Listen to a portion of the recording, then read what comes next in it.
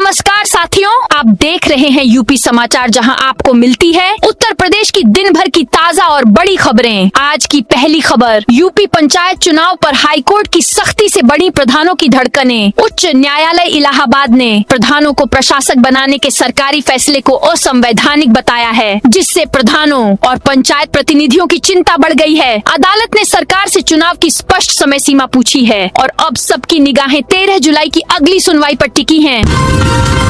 स्वामी प्रसाद के मुंह पर पेशाब करने पर 10 लाख इनाम। हाथरस में पूर्व मंत्री स्वामी प्रसाद मौर्य के भगवान राम पर दिए गए विवादित बयान के बाद अब उनके खिलाफ एक और विवादित बयान सामने आया है। हाथरस जिले के सिकंदराराव क्षेत्र के एक अधिवक्ता ने स्वामी प्रसाद मौर्य के खिलाफ आपत्तिजनक घोषणा करते हुए 10 लाख रुपए का इनाम देने का ऐलान किया है। यूपी में 3 श्रेणियों में बांटी जाएंगी ग्राम पंचायतें, फिर मिलेगा बजट। अब ग्राम पंचायतों को 3 श्रेणियों में बांटा जाएगा। इसमें अच्छी, मध्यम और पिछड़ी श्रेणी में बांटने के बाद ही बजट का आवंटन होगा। ग्रामीण विकास कार्यों को अधिक प्रभावी और जरूरत आधारित बनाने के उद्देश्य से पंचायतों का वर्गीकरण कर उनकी आवश्यकताओं और विकास स्तर के अनुसार बजट आवंटित किया जाएगा।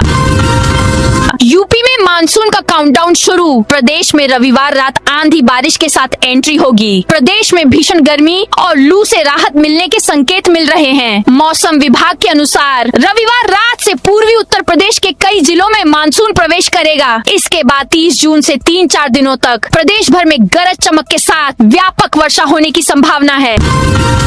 विदेश राज्य मंत्री कीर्तिवर्धन सिंह ने गोंडा में बजाया जमकर ढोल। गोंडा में विदेश राज्य मंत्री कीर्तिवर्धन सिंह ने मोहर्रम के अवसर पर मनकापुर कोर्ट में ताजिया जुलूस का स्वागत किया। इस दौरान उन्होंने मुस्लिम समुदाय के लोगों के साथ ढोल बजाया और बच्चों को टॉफियां बांटी। यह वर्षों पुरानी परंपरा का हिस्सा है, जिसमें मंत्री और उनका परिवार शामिल होता है।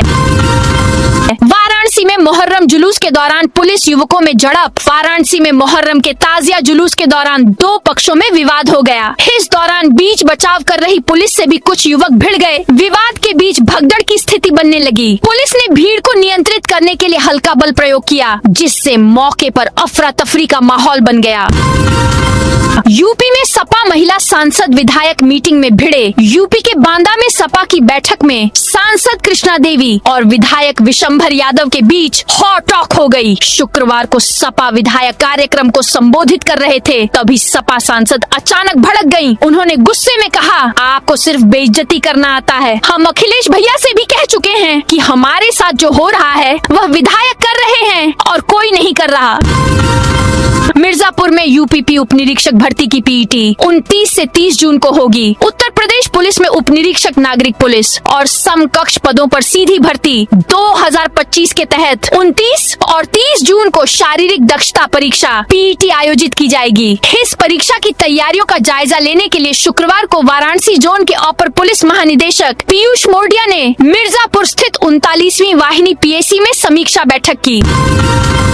मुख्यमंत्री योगी आदित्यनाथ 30 जून को मुरादाबाद दौरे पर आएंगे। मुख्यमंत्री योगी आदित्यनाथ के 30 जून को मुरादाबाद दौरे की संभावनाओं के बीच अमरोहा में प्रशासनिक गतिविधियां तेज हो गई हैं। कयास लगाए जा रहे हैं कि मुख्यमंत्री मुरादाबाद से ही वर्चुअल माध्यम से या कार्यक्रम के दौरान अमरोहा की नवनिर्मित पुलिस लाइन, आश्रम पद्धति विद्यालय और अमरोहा व नौगावा सादात के नए तहसील भवनों का लोकार्पण कर सकते हैं। हालांकि अभी तक शासन की ओर से इस संबंध में कोई आधिकारिक कार्यक्रम जारी नहीं किया गया है। मुंह में 10 गायों की डेयरी यूनिट पर 50% सब्सिडी नंद बाबा दुग्ध मिशन के लिए 21 जुलाई तक करेंगे आवेदन। उत्तर प्रदेश सरकार की मिनी कामधेनु नंद बाबा दुग्ध मिशन योजना के तहत मऊ जिले में डेयरी फार्म खोलने का अवसर मिल रहा है। इस योजना के अंतर्गत 10 स्वदेशी उन्नतशील नस्ल की गायों की डेयरी इकाई स्थापित करने पर 50% तक सब्सिडी प्रदान की जा रही है। विवाहित बेटी को भी मिलेगी राशन दुकान। इलाहाबाद हाईकोर्ट की लखनऊ खंडपीठ खंडपीठ ने एक महत्वपूर्ण फैसला सुनाया है। कोर्ट ने कहा कि मृतक उचित दर विक्रेता राशन दुकान संचालक की विवाहित बेटी को केवल शादीशुदा होने के आधार पर मृतक आश्रित कोटे में राशन दुकान के आवंटन से वंचित नहीं किया जा सकता। यदि वह अन्य निर्धारित पात्रताएं पूरी करती है तो उसके आवेदन पर नियमानुसार विचार किया जाना चाहिए। अयोध्या हनुमानगढ़ी के महंत संत रामदास का 85 साल की उम्र में निधन। अयोध्या के हनुमानगढ़ी के महंत संत रामदास का 85 साल की उम्र में शनिवार को निधन हो गया। उन्होंने सुबह 11 बजे अपने आश्रम में अंतिम सांस ली। महंत हाई ब्लड प्रेशर और शुगर सहित कई बीमारियों से पीड़ित थे। पिछले 8 महीनों से उनका इलाज चल रहा था। इस दौरान करीब 3 बार उन्हें लखनऊ के मेनदाता अस्पताल में भर्ती कराया गया था। फर्जी स्वतंत्रता सेनानी सर्टिफिकेट बनाने वाला गिरफ्तार। भदोही पुलिस ने फर्जी स्वतंत्रता संग्राम सेनानी प्रमाण पत्र के आधार पर MBBS दाखिले कराने वाले एक अंतर जनपदीय गिरोह के सदस्य को गिरफ्तार किया है। आरोपी सुरेश चंदा को झांसी से पकड़ा गया है। यह गिरोह पैसे लेकर फर्जी प्रमाण पत्र तैयार करता था। अब भारत से होगा इलेक्ट्रॉनिक कंपोनेंट्स का निर्यात। मुख्यमंत्री योगी आदित्यनाथ शनिवार को ग्रेटर नोएडा पहुंच गए। उन्होंने यमुना सिटी और नोएडा की कुल 9,228 करोड़ रुपए की औद्योगिक एवं विकास परियोजनाओं का शिलान्यास और लोकार्पण किया। यमुना सिटी सेक्टर 10 स्थित इलेक्ट्रॉनिक्स मैन्युफैक्चरिंग क्लस्टर में 6,750 करोड़ रुपए के निवेश वाली 3 कंपनियों की परियोजनाओं का भी शिलान्यास किया। इस दौरान सीएम योगी ने जनसभा को संबोधित करते हुए कहा, दुनिया से जिन इलेक्ट्रॉनिक कंपोनेंट्स का भारत आयात करता है, अब उन्हें देश में बनाकर दुनिया को निर्यात करने का लक्ष्य है।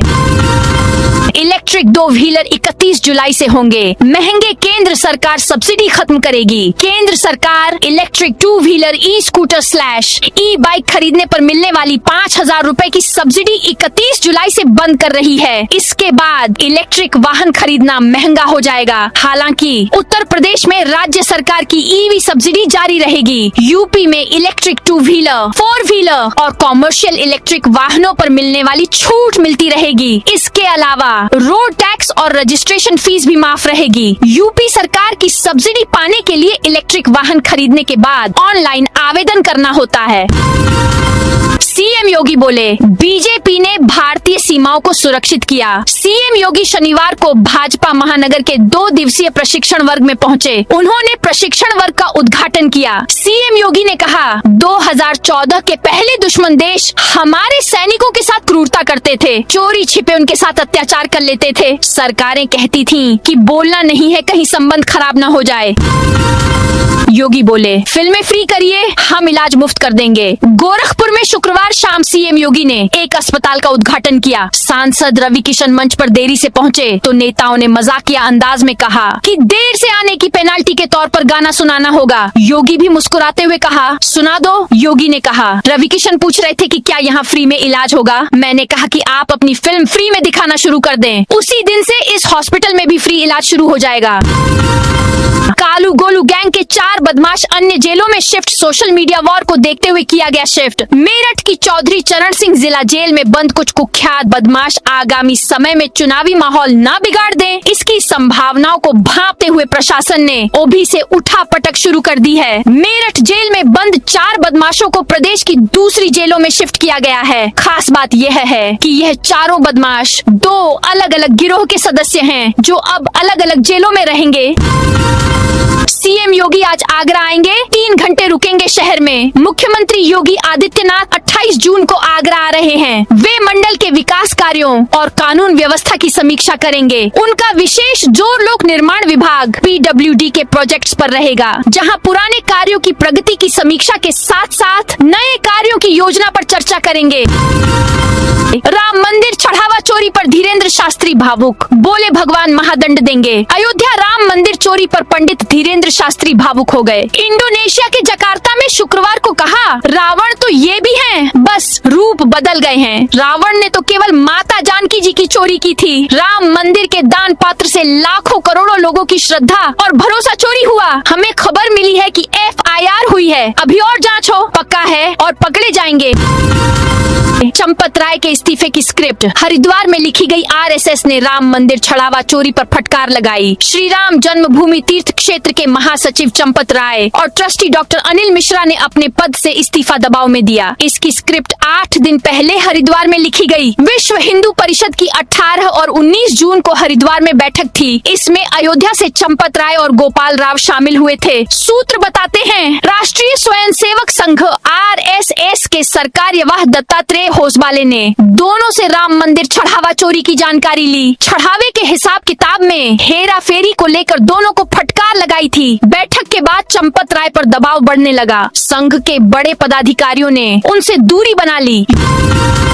यूपी के 30 शहरों में आंधी बारिश का अलर्ट। अलीगढ़ में स्कूलों की टाइमिंग बदली। यूपी में मौसम में उतार चढ़ाव सिलसिला जारी है। शनिवार को प्रदेश के ज्यादातर शहरों में दिन की शुरुआत तेज धूप के साथ हुई। हवा में नमी की वजह से उमस बढ़ गई। अलीगढ़ में भीषण गर्मी की वजह से 8वीं तक के स्कूलों की टाइमिंग बदल दी गई। हमीरपुर में बिजली गिरने से एक किसान की मौत हो गई। झांसी ललितपुर में दोपहर होते होते मौसम बदल गया। काले बादल छा गए। आज 30 शहरों में आंधी तूफान के साथ बारिश का अलर्ट है। कहीं कहीं बिजली गिरने की भी आशंका है। 22 जिलों हीटवेव की चेतावनी जारी की गई है। कुछ इलाकों में हवा की रफ्तार 40 किलोमीटर प्रति घंटे तक पहुंच सकती है।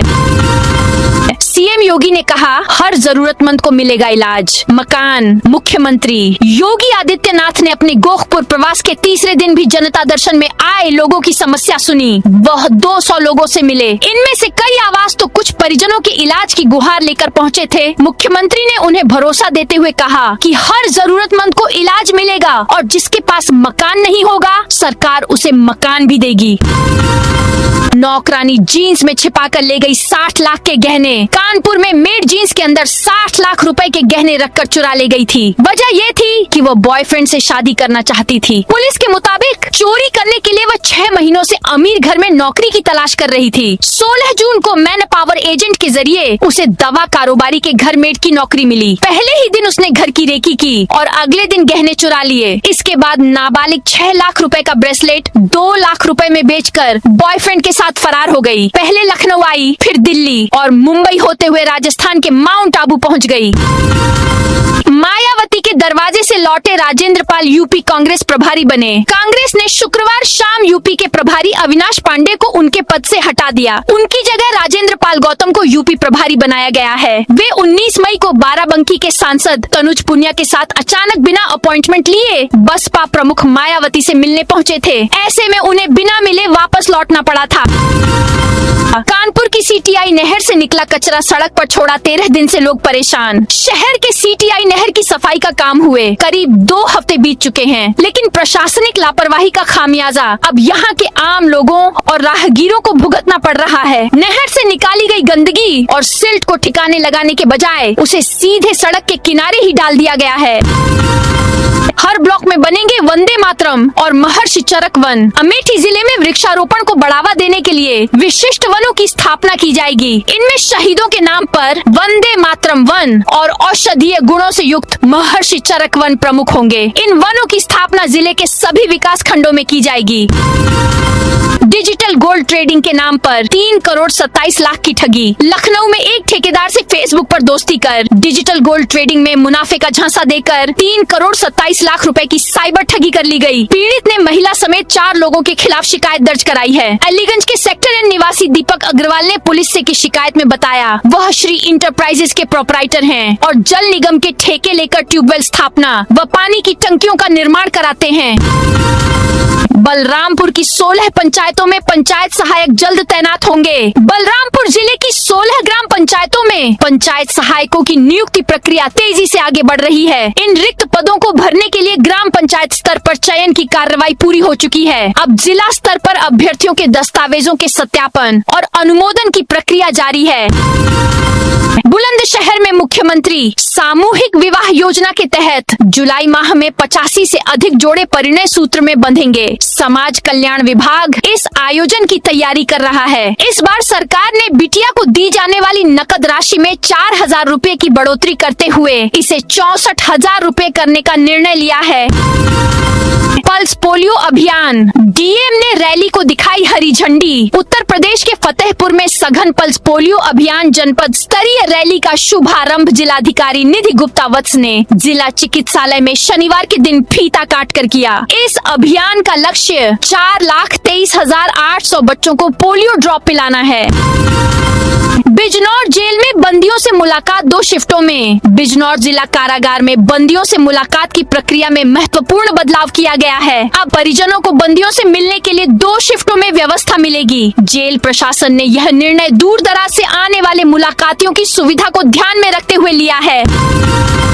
अमेठी ARTO ऑफिस में फायर सेफ्टी उपकरण खराब। अमेठी के जिला मुख्यालय स्थित ARTO कार्यालय में अग्निशमन सुरक्षा के दावे विफल साबित हो रहे हैं। कार्यालय में लगे सभी अग्निशमन उपकरण पिछले कई सालों से खराब पड़े हैं। लखनऊ में हाल ही में हुए भीषण अग्निकांड के बाद पूरे प्रदेश में फायर सेफ्टी को लेकर अलर्ट जारी होने के बावजूद यहाँ कोई सुधार नहीं हुआ है।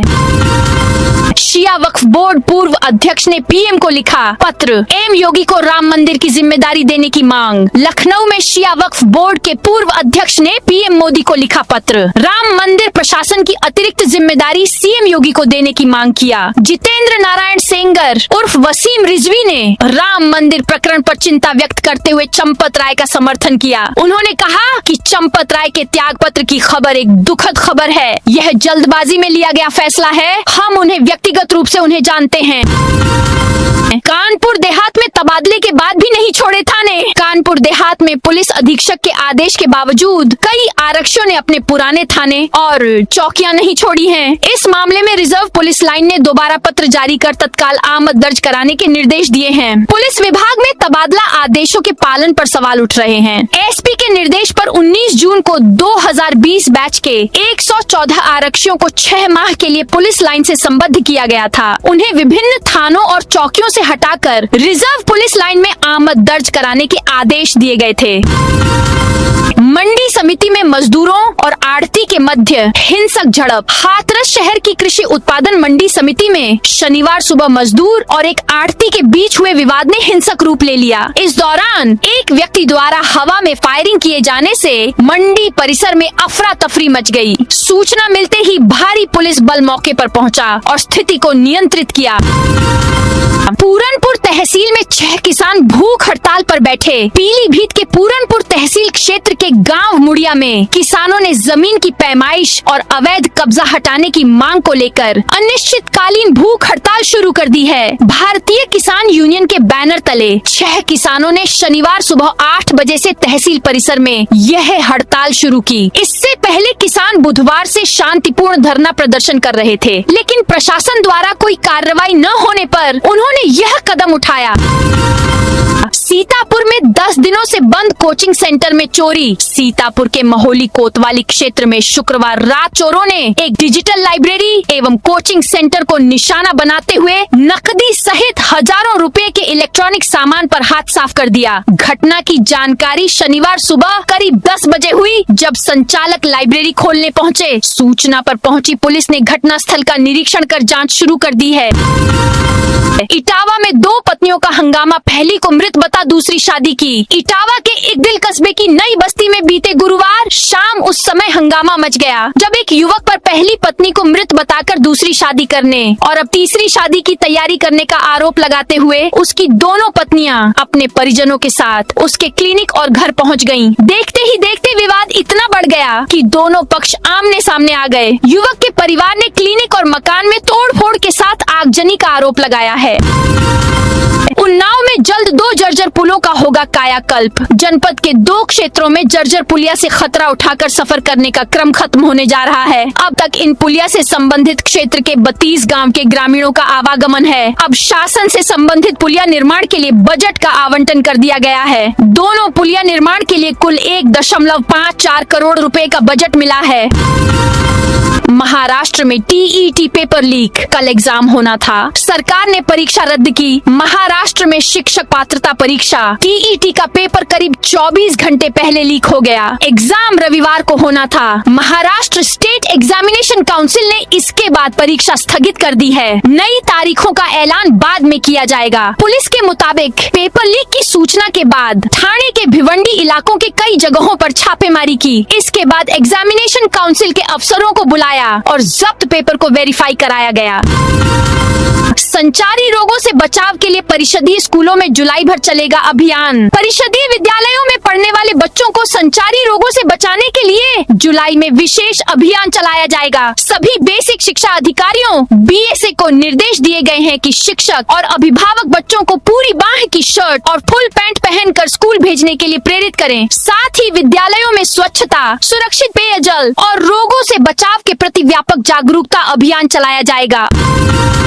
सरकार ने इस साल 40 करोड़ ट्री प्लांटेशन का रखा टारगेट। प्रदेश में इस बार पौधरोपण के लिए 1900 पौधशालाओं में 52.44 करोड़ पौध तैयार किए जा चुके हैं। प्रदेश सरकार ने इस वर्ष मानसून में 40 करोड़ पौधे रोपित करने का लक्ष्य निर्धारित किया है। सबसे अधिक 32 करोड़ पौधे शीशम, सागौन, खैर, बांस और सेमल के तैयार किए गए हैं। फलदार पौधों में आम, जामुन, इमली, आंवला, बेल, कैंथा, कटहल, अमरूद, अनार, बेर और महुआ के 30 करोड़ पौधे तैयार किए गए हैं। पर्यावरणीय दृष्टि से महत्वपूर्ण पीपल, बरगद, पाकड़, गूलर, गुलेट, चिलबिल के 18 करोड़ पौधे तैयार हैं। औषधीय व सुगंधित श्रेणी के 7 करोड़ पौधे तैयार किए गए हैं। इनमें नीम, अर्जुन, सहजन, अशोक, जामुन, बेल शामिल हैं।